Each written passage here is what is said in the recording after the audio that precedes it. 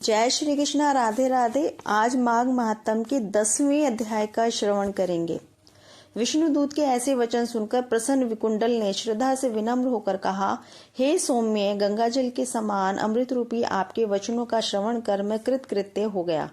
धर्मशास्त्रों ने सत्य ही कहा है कि सज्जनों के दर्शन मात्र से पापों और तापों का नाश होता है।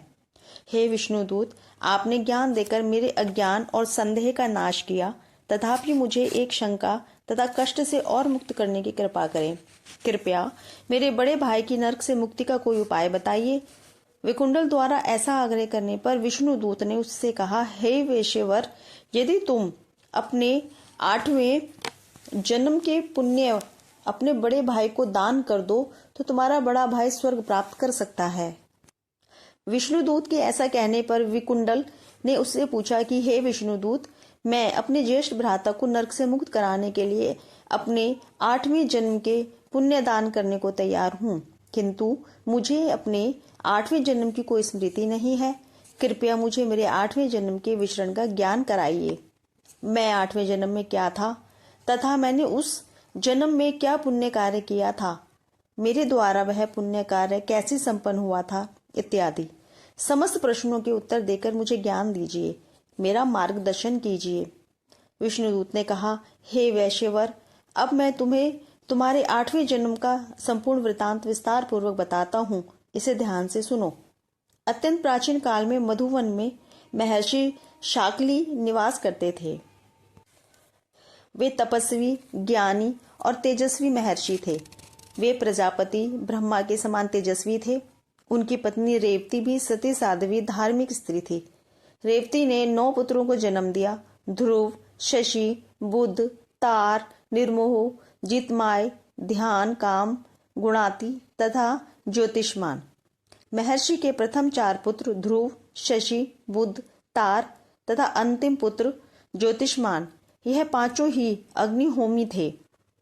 ये पांचों ही पूर्ण धार्मिक रूप से गृहस्थ धर्म में जीवन व्यतीत करते थे। महर्षि के शेष 4 पुत्र निर्मोह, जीतमाय, ध्यान, काम तथा गुणाती, यह 4 पुत्र ही गृहस्थ धर्म से विरक्त पूर्ण सन्यासी थे। किसी कार्य को करने में इनकी कोई रुचि नहीं थी। यह सभी एक ही ग्राम में निवास करते थे, परंतु ये संग तथा परिग्रह रहित थे। इन्होंने शिखा, सूत्र, जनेऊ का भी परित्याग कर दिया था। यह स्वर्ण तथा साधारण पत्थर को एक समान समझते थे, चाहे जिस वस्तु से शरीर को आच्छादित कर लेते थे, चाहे जहां बैठ जाते थे। संध्या काल में अपने घर आकर ये ब्रह्म के चिंतन में लीन हो जाया करते थे। इन्होंने निद्रा तथा भूख को भी अपने अधीन कर वश में कर लिया था। ये तीव्र वायु, शीत तथा उष्णता इत्यादि सबको सहन कर लेते थे। ये समस्त संसार को विष्णु रूप देखते थे तथा मौन रहकर भूमंडल पर विचरण करते थे। इन्होंने काम, क्रोध, लोभ, मोह तथा अंधकार इत्यादि जीत कर वश में कर लिया था। इन्होंने समस्त सांसारिक भोगों को त्याग कर अपने मन सहित समस्त इंद्रियों को वश में कर रखा था। इन्होंने समस्त सांसारिक भोगों का पूर्ण परित्याग कर दिया था। हे वैश्यवर, उस समय तुम मत्स्य देश में निवास करते थे। एक दिन मध्य काल में क्षुधा तथा तृषा से पीड़ित होकर ये 4 योगी जन तुम्हारे यहाँ आए। अपने घर के आंगन में इन योगियों को उपस्थित देखकर तुमने अत्यंत गदगद होकर इनका स्वागत किया। इन्हें श्रद्धा से प्रणाम करके, इनके चरण का स्पर्श करके, हाथ जोड़कर मधुर वाणी में निवेदन किया, हे महात्मने, आपके दर्शन पाकर आज मेरा जन्म और जीवन दोनों ही सफल हो गए। आपके दर्शन ईश्वर के दर्शन के ही समान है।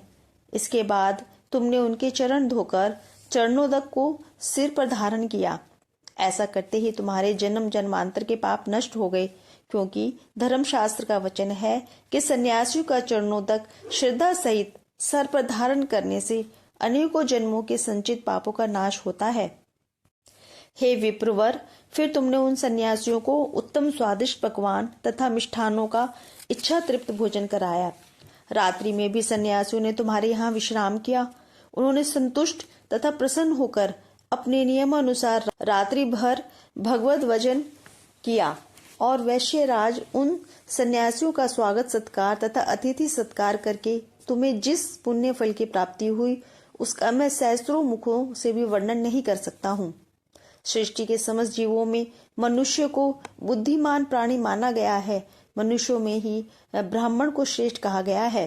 ब्राह्मणों में भी विद्वान ब्राह्मण को कृत बुद्धि कहा गया है तथा कृत बुद्धियों में क्रिया करने वाले तथा क्रिया करने वालों में ब्रह्मवादियों को श्रेष्ठ कहा गया है, क्योंकि यह तीनों लोकों में श्रेष्ठ माने गए हैं। अतः इनकी पूजा करना मनुष्य का कर्तव्य धर्म है। हे वैश्यवर, इनका संग साथ महापापों का नाश करने वाला है। ऐसे जितेंद्रिय धर्मात्मा महात्मा यदि गृहस्थों के घर पधारते हैं तो सहज ही समस्त पापों का नाश हो जाता है। अतः हे वैश्य, तुम अपने 8वें जन्म के पुण्यों का दान कर अपने ज्येष्ठ भ्राता को नरक से मुक्त कराओ। विष्णुदूत के वचन सुनकर विकुंडल प्रसन्न हो गया। उसने अपने 8वें जन्म के संचित पुण्यों का तत्काल अपने बड़े भाई को दान कर दिया। इससे उसके ज्येष्ठ भ्राता को तत्काल नरक से मुक्ति प्राप्त हो गई। तब दोनों पर देवताओं ने पुष्प वृष्टि की तथा स्वर्गारोहण प्रदान किया। विष्णुदूत भी दोनों भ्राताओं द्वारा पूजित होकर विष्णु लोक को लौट गए। हे राजन, जो भी श्रोता भक्ति पूर्वक इस इतिहास का पठन श्रवण करेगा वह निष्पाप होकर सहस्त्र गोदान के पुण्य फल को प्राप्त करेगा। इस प्रकार से माघ महात्म का 10वां अध्याय समाप्त होता है। जय श्री कृष्णा। राधे राधे।